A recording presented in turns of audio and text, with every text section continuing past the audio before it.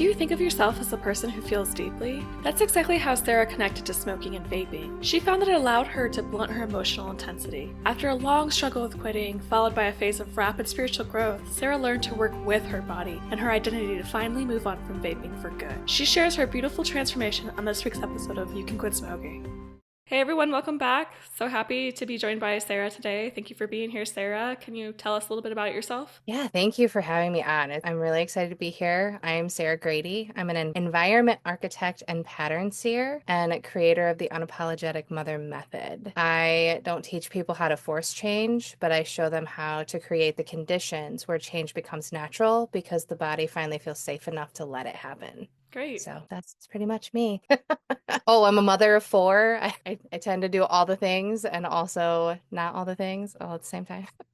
Yeah, that's a lot. That's a lot. So appreciate you making time for us today and would love to talk to you about smoking. What's your story with smoking? So it's a wild one. I started smoking back in 2002 and I was 14 years old because everyone else around me did it. My parents did it, even though I swore up and down I'd never be that person. My friend group at the time did. So I was that like stereotype of, well, they were all doing it and I wanted to be cool. But the first time I tried it, I knew that it was filling something within me because I knew that I didn't feel as deeply. And that continued on throughout all the years. I realized that if I smoked, then my emotions numbed and I wasn't as sensitive, which was something I heard a lot. And I quit. I quit that time for about 15 months. And then life got real and my dad passed away and I turned right back to it. In my grief, I couldn't hold that change. I couldn't sustain it. And then continued on a few more years and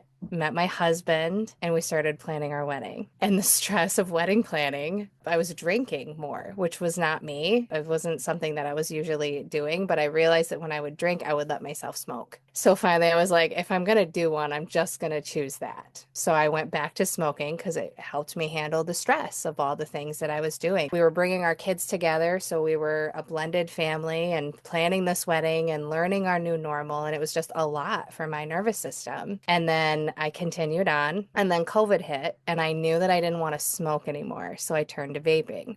Everyone told me it was worse, but even back then, I listened to my body and I could tell that when I used a vape versus smoking, I could breathe better. So I'm like, I'm going to listen to my body. This is the way that I'm going to step down to try to be done with it. And then I couldn't let go of the vape. It worked, which was great because the 2 times before that I had quit smoking, I always like still craved the smell. I would stand next to people and be like, let me smell you. Which is weird, but this time I couldn't be around cigarette smoke. It actually made me nauseous. And I was like, oh, that's good. Like, this is helping me for sure. And then I went down a deep dive. My husband and I went through our almost divorce. We call it like deep spiritual awakening, and my entire life transformed. And last year, I hit this moment where I'm like, my body's telling me I need to upgrade. I had hit like some things that I knew were energetics inside my body. I needed to let go of vaping, but I couldn't do it. And I was like, I know I can't force this. After everything I had built, I knew that force, shame, and guilt was not something that I was going to use again. But that's how I had quit before. But both those times didn't work for me. I always went back. So I was like, so how can I quit while also doing it in a way that feels sustainable? So funny enough, I hit this like deep health thing and I wrote on a sticky note back in March of 25. I am a non-vapor. I no longer use nicotine to numb. I am free to feel my life fully, freely, and unapologetically, which is like my tagline. Like that's the thing that I want to leave as my legacy is I'm going to live unapologetically and free. And I was like, I'm going to try it this way. I'm going to try to reprogram the identity and live inside that identity before it's actually here. I put the sticky note up on my wall right next to my bed, and then I forgot about it. I'd look at it every now and then, but I just left it there and trusted that my life's journey, my environment was leading me where I needed to go. There was a whole lot of mess, don't get me wrong, a lot of burning, a lot of chaos. But then one day in August of 25, right at the end of the month, I walked into my vape store and saw my regular people, like they're all my friends because I'm in there there all the time and I just adore them. And there was this one that called me and I was like, what is that? And it was called Razzle Dazzle, which is why it caught my eye. And they looked at me and were like, oh, that's our new 0% nicotine vape. And I was like, interesting. And I felt it in my body. I was like, well, dang it, I guess I'm ready. Like, I think I want that. So I bought it, knowing that I was on my way to go see family members, which was a trigger for me. I had a hard time going around family members without having like my pacifier, I guess is what we'll call it. I bought it. I used it that entire evening. Do not recommend trying to drive 45 minutes when your brain's kind of like letting go of nicotine, but I did it. A week and a half later, I put that down and I never went back. And it was the craziest thing to me because I had quit 2 times before. I had to force myself. The first time I used Chantix, the medication, had those crazy nightmares. I was like, I'll never use that again. But it worked for 15 months. And then the second time I used the patches, and that was rough, but I made it. And that time it was about 18 months. But then stress would get back to me again. But this time, like I've had massive amounts of stress even since the end of August. There's been so many things that have changed, so many griefs that we've had to walk through. And I've felt the normal urge, but it's like it's different now because I went to the root and instead of identifying as that vapor, it's like my body's now saying, you don't do that. You're not a vapor. And then my brain is like, no, girl, I really want to do that. So it's like the opposite. But because my body believes it, I can't make my brain override it. And it's the craziest thing because it was so easy, but also like hard in the moment because I had to really sit with what life was showing me and let myself feel, let myself be the person that can hold myself when those intense emotions show up, teach myself how to breathe in the moment and be my own unapologetic mother, which is my whole unapologetic method. I did that. And now I don't need the nicotine the same way that I did. It's no longer filling that void, which is going to the root. But it blew my mind how easy it was. I'm like, there's no way. There's no way I did this, but I did. So it's exciting to share that now because we don't have to force ourselves and shame ourselves and guilt ourselves into growth. We really can love ourselves into it. And it may take a little more time, but it actually saves time in the long run because you're no longer at war with yourself. Yes. And I love that. Well, that's an amazing journey, and I'm so happy that you found your way with it, even though it was difficult. I'm curious now, with those feelings coming up, that does seem kind of intense. How have you adjusted to allowing yourself to have feelings, to not numbing out? Have you found other ways that you're able to numb a little bit, or do you face them full on? What does that look like for you now? Now I realize the only reason that I was numbing to begin with was because that was what my body needed to feel safe when I was a child. And that's the process that I had to walk myself through, which was understanding and holding space for what my body felt was safe back then. And of course it did, right? Like I grew up in a time where emotions weren't safe because we were literally being handed the blueprint for survival. We weren't being handed a blueprint for, yeah, go live your fullest, freest life because we needed to survive, which makes sense. And so I went back to that root and was like, okay, girl, I know that we had to be quiet. We had to not feel because when we felt deeply, we would then share that and people around us didn't like it. That was only as a child. I'm no longer a child. I am my own best friend. I am my deepest supporter. So as long as I have my own back and I understand where I'm coming from, doesn't matter what's happening on the outside of me, but no matter what's being thrown at me, I've got it. And I've survived 100% of the days before me. I can survive anything that life throws at me now. And so I just keep having that as my mantra of, it's okay. We got this. We came here to fully live, feel deeply, and that's what we're doing. We don't need to numb anymore in order to live a full life. And so I just keep reprogramming that. That actually is something that I have now designed inside the Reclaiming Your Breath series. And it's giving others what I didn't have. I had to be that for myself. And I am so grateful. And I probably would have not chosen any other path because I was, independent. Don't tell me what to do. Yeah, all But smokers are. yeah. So I created what I didn't have, which is that voice, that thing that you can turn to that talks to the body, that reprograms that inner child, that inner safety of it's okay to feel, it's okay to hold these things. It's even okay that you regressed and turn back to it because the shame is what makes us spiral and continue doing it over and over and over again. We need love and support and to know that we're not going to abandon ourselves. And so in the Reclaiming series, I speak to that. And it's almost like my own version of the sticky note, but you can put it in the background as a playlist that just keeps going. And in time, your body will then realize that's its new safety. And then organically, your mind will follow. Your body will just be like, oh, I'm not a vapor anymore, or I'm not a smoker anymore. I don't need to numb because you've been handed your life back. You now have your own back, which is all you've ever needed. Yeah, self-talk was major in my own journey, and it's just amazing what a difference it can make if you lift yourself up, if you bring yourself down. We have so much more power than we realize. So I think that goes to show that you can really shift. I think it's really difficult because we get so used to our mode of being and we think that's all there is. But like you said, you went deeper, you examined yourself. You're like, wow, this comes all the way back from childhood. I don't need to carry this anymore. And there's nothing that's more empowering than that. So a lot of respect for that journey and that work you do. Thank you. I appreciate it. It definitely wasn't easy. Yeah. I wouldn't have chosen any other way. And I tell people that a lot. If you dive into my astrology, I guess it kind of all plays out into it because I have like a Pluto complex and like a Uranus complex. I don't know. All of these things that basically say like, you're going to live a crazy life. That tracks. Yep.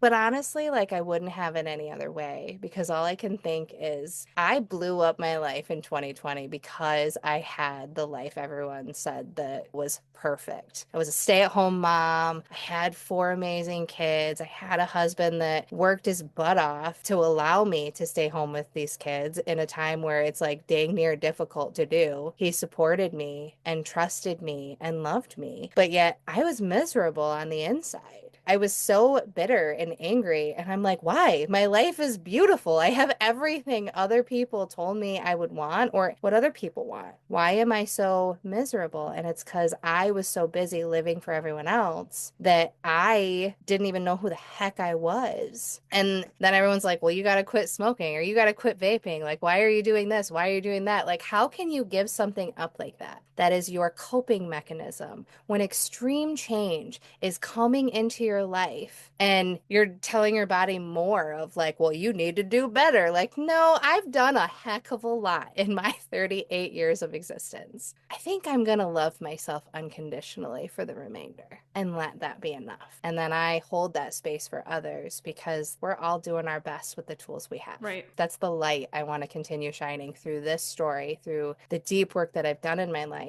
And my life's never been boring. I couldn't be more grateful. Yeah. That's what happens when you're perfect, right? It's dead, it's boring. Yeah. Well, and I look at my kids and like I've got these elders in my life who I adore, but they're angry and they're miserable in their lives. And I'm like, that's the blueprint I'm following. And I don't want that life. I want a life that's full and free and lights me up, even if it is messy. And that's the life I want to hand to my kids. One that doesn't have to feel like you're fighting your way through. And maybe you get to enjoy it when you retire. Like, no, we're gonna enjoy some of it now. Yeah. Even as the burning's happening. Cool. But like we can learn how to enjoy the burning too. Yes. Live in truth. So even though it's painful at times, definitely. So I think you just spoke really well on regret because that is a common thing. People that are still smoking, they regret ever starting. People that quit, they were like, why did I waste all that time doing that? It's so great on the other side. Sometimes we can fall into regret when we get over the hump to something better. Yeah. And so I think that the way that you framed it, it really makes sense. It's like it was part of your journey, part of becoming who you are, part of learning, part of getting wisdom. It comes at a cost. So I think that's really beautifully said. Thank you. I appreciate that. And what about somebody that's struggling right now? What words of advice would you have for them? Do they just avoid it because it's a struggle? Is there something meaningful in pushing through the resistance? What if they're having like a lot of self-doubt? They're not feeling ready, but they're feeling a call. What would you suggest in someone to take a step forward, follow their intuition, or maybe just move forward anyway, having some resistance? Is that forceful, or is that part of the game for you? See, and that's the piece that I'm still playing around with. But I think at the end of the day, our bodies know. We may have some resistance, but like deep down, I knew I didn't want to give up vaping. I enjoyed it. I really liked my vape, and I was honest about that. I told everyone around me, like, I know why I can't quit. I enjoyed this. I don't want to give it up. But I also knew my body was showing me that it was time. My body was getting loud enough that I had choice, but I also didn't have choice. Like my body was not being quiet enough for me to just ignore it anymore. I hope today's story is giving you exactly what you need to hear right now. If you are finding value in these conversations, I have a small favor to ask that makes a massive impact. Could you just take a couple of minutes to rate the show and leave a quick review on whatever app you are using to listen? When you leave a 5-star rating or a kind word, it tells the podcast platforms that this content is helpful. This means they're more likely to show it to someone else who might be sitting in their car or on their porch right now, feeling like they are the only person who can't figure out how to quit. Your review is the evidence they need to see that it is possible. Thank you so much for helping us grow this community. Now, let's get back to the episode. But at the same time, it's like, okay, I can't force this the same way I did before because I didn't believe in force. I didn't believe in shaming or making my body do something that it didn't feel safe doing, because that's ultimately what I discovered is when we try to force that change before our body feels safe enough to hold it, that's when we self-sabotage. And I was like a master sabotager. I would jump in full force and like I can do all the things, and then I get in and then my body would get scared and I'd be like, nope, I'm gonna like hermit for 3 months and you won't see me. Yeah. So peace out, guys. And I'm like, I don't want to do that anymore. So I just started communicating with my body. And so that would be my advice. Listen to what your body and the environment, like the experiences that are happening around you, is telling you. And then instead of shaming or guilting or judging yourself, just hold space for, of course, you turn to vaping because you feel so freaking deeply, and what a gift. And yeah, there might have been a time in your life where feeling deeply wasn't safe. So that's why you picked up the nicotine, to numb it enough for you to be able to survive. You just forgot to let it go because you didn't realize that you could be your own inner safety. You're no longer looking for safety outside of you when you then become your own inner authority. And that's what this method does. It walks you back to that inner authority of no matter what life throws at me, I've got this because I have done this. No matter what age you are, you've survived 100% of the days before you, and it wasn't easy, but you always had exactly what you needed at the time. And so when we can like go back to that root and fill that void and give ourselves the permission to feel deeply, it just naturally falls away. How do you feel differently about yourself after quitting vaping? I just love myself. I love the journey that it took me to get here. I love that I was a smoker and then a vapor. I know that maybe other people wouldn't like to share that part of their story, but I'm like, I get it. I'm so grateful that I walked that journey so then I can hold that compassion for others that are also going through it. That's, I guess, what I choose to focus on is, okay, it happened. I can't change it. That was a part of my reality. So how can I make it happen for me? So instead of having the regret or the judgment of like, how could I do those things? It's, I did that thing. I've walked through that. Now I understand, and I can hold space in a really deep and powerful way for others that are in that journey. And I love being able to do that. Yes. The connection piece is so powerful. It's really hard to speak on, just having that compassion and that empathy and connection with others. That's part of why I love doing this podcast so much, is the ability to connect with this. You know, the pain can actually be very meaningful when we look back. So, you know, speaking on that connection, speaking on the self-love, what's another gain? Like those are pretty big ones, but what's another big gain that you've gotten from quitting? Well, it's funny. I do want to specify, like everyone, like all the people that quit before me, they always joke about like, you'll save money. But people that actually walked through it, they will tell you, like, you don't ever, like, you don't see that. And I am right there in that. And I'm like, I don't know how we afforded this to begin with. Yeah. But I love that because then it was just another testament to we always have exactly what we need or want in the moment. And I'm like, that's so wild because my husband and I both vaped. So both of us were walking that journey. And he ended up quitting with me because I did it, which was wild because we never thought he could do it either. Nice. And so, like, that's two amounts of vapes that we were buying every week. And we have no idea where they went. So like I love being able to hold that space with others of it's not the money piece. Our universe is abundant as all get out. You will always have exactly what it is that your body feels safe holding. And I say it that way now because I know that it can feel uncomfortable hearing like, oh, you always have what you need. Because it can feel very uncomfortable when I'm sitting here, I have no health insurance, or I don't have any money to pay this bill, or there's all these stressors that we carry in living a life. And I've walked through many of them over the past year. So thank you. But those stressors are there because I needed them. They were helping me hold compassion and see in all the ways in my body where I wasn't safe holding money. I wasn't safe holding abundance. I wasn't allowing myself to receive. I could give all day long, but I didn't let myself receive. And so, in the process of letting the vape go, letting the nicotine go, I am now allowing myself to receive emotions, to receive the input that's coming through in my life. And I get to use that in a really powerful way. And then, because I've walked the journey in a way that was so not easy, I get to have that compassion and not look at people and be like, well, you should have just done it harder or tried better. Yeah. It's like, no, that's not helpful because you cannot force a body to do something until it feels safe enough to allow it in. Absolutely. That's some really deep stuff you put in there, but just to kind of be silly with the money part, I feel like I pampered myself a little bit more. I don't know if you did that at all, but there was some psychology where I felt like, well, I don't smoke anymore, so I can do whatever I want. So that's where all my money Love went. it. But yeah, I definitely can relate because people talk about saving money being a big motivation for them. They were able to get a boat, crazy things. But yeah, I didn't see it. That was never Spent it mine. all up. So enjoyed life. Got what I needed. I think we had more ice cream as a Okay. family. Like we've done more of those things. I had more money to put into my hobbies and my career and the things that I really Yes. enjoyed and that kind of stuff. Yeah. And, we've already kind of spoken on advice for people, but just something real quick, just a few words. Someone that's in it, they're struggling, they're just having a really hard time. Maybe they've not had ease with it like you. Maybe they've already quit and they're just like, I don't know how to handle life. What words of advice would you have for them? Breathe.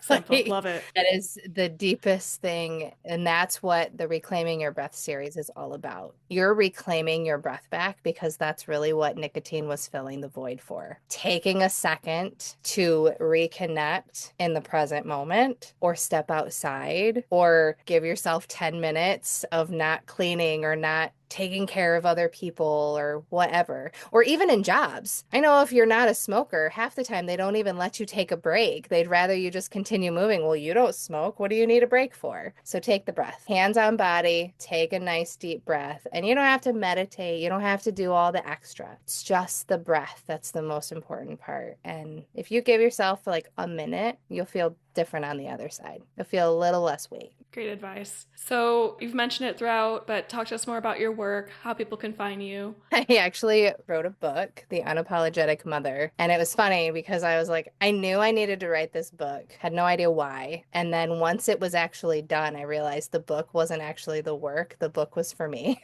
So the book released my past. It allowed my story to sit at the same table as everyone else's perspectives because I was one of those people that I felt so deeply that I almost like didn't tell people my own experiences because I knew that if I spoke, I would hurt them because I could feel their pain or I could feel their uncomfortability when things didn't sit right, even if it was my story. And so I wrote the book, released it, and then right after I got this extreme download of the Unapologetic Mother Method, which is the for short, and I really like it because it's a play on words of that doesn't feel right in my body. Thank you.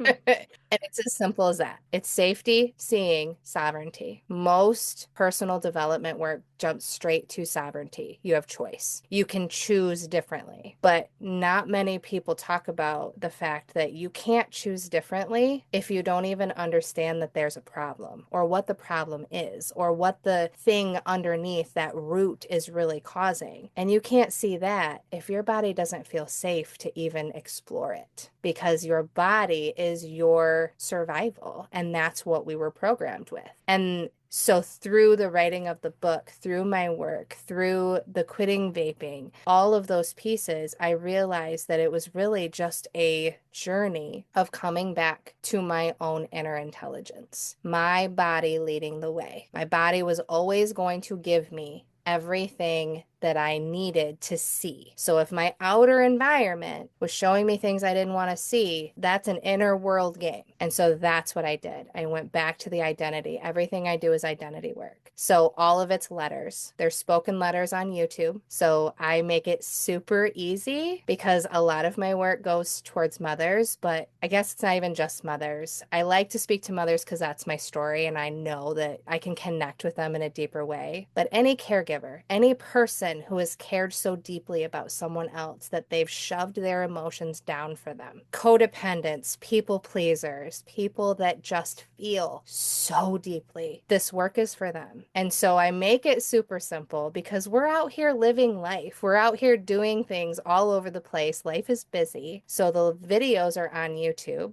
So it's easy. You put it on a playlist and you can like hit send and still live your life. There's nothing getting in the way. You don't have to stop in the middle of your day to sit down and consciously do this unless you want to. Like, I love that for you to take the time. But sometimes in the beginning, our body just doesn't allow that. It doesn't feel safe to stop.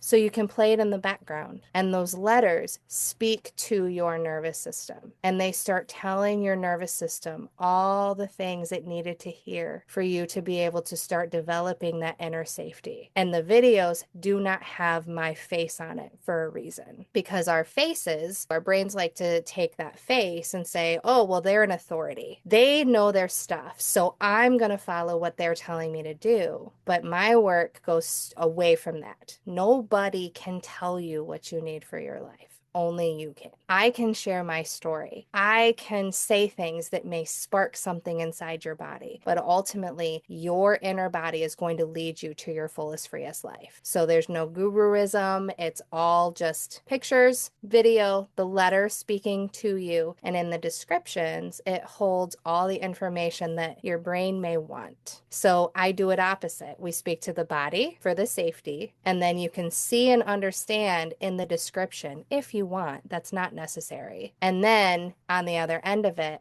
you end up with choice and you get your sovereignty back. And that's when you can start designing a life that you actually want to get out of bed for. Well, that's amazing work. And I love just how you can support people, but allow them to have their autonomy too, because I feel like that's so important. We only know us best. So I think that's really, really powerful stuff. Thank you. My kiddos actually were the ones that handed that back to me. That's how I discovered all that in writing the book, because I have older kiddos and younger. And my older kiddo, he's 19 now, but back when he was 17, I asked life as I was, trying to change everything, why are we not getting along? I need to understand this. And that next day we had the biggest blowout that I've ever experienced.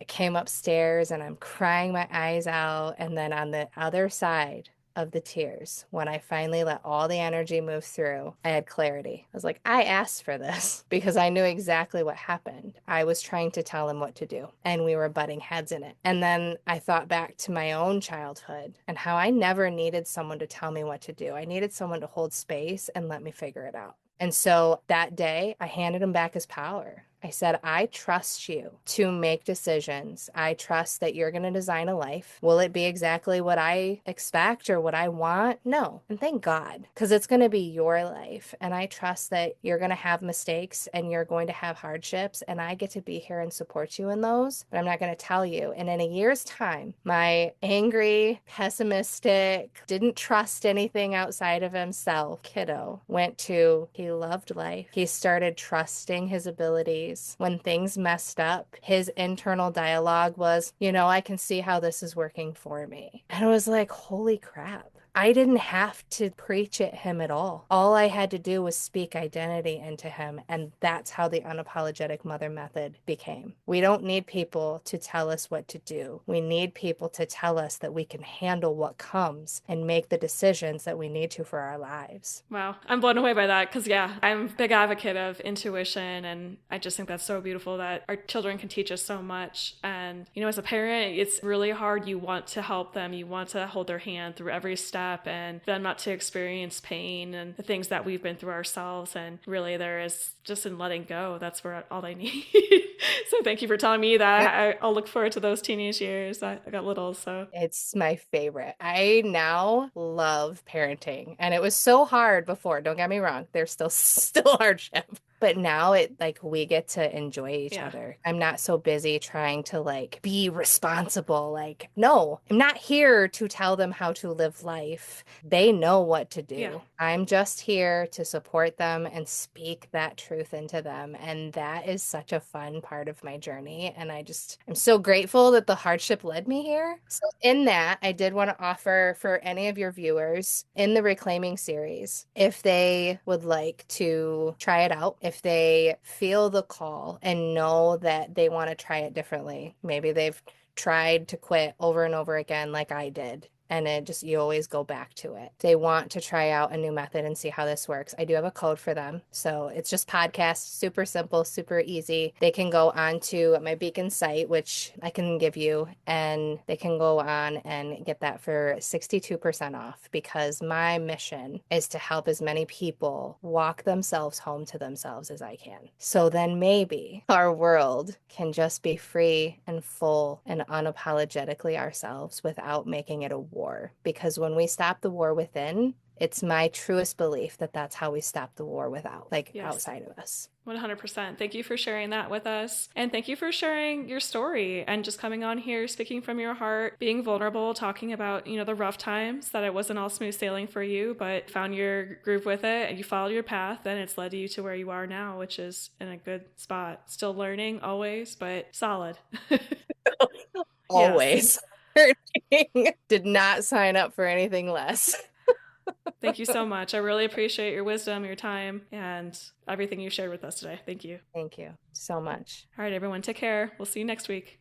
Smoking is much more than a physical addiction. It's a reflection of our deepest beliefs and a coping mechanism for when we don't know how to fully face our emotions. If that resonates with you, I highly recommend checking out episode 26. Like Sarah, Cheryl also delved into her roots to meet her needs in a genuine way and work to heal past emotional wounds. Head over to episode 26 if you can quit smoking to hear Cheryl's inspiring story and grab her practical tips for doing the inner work.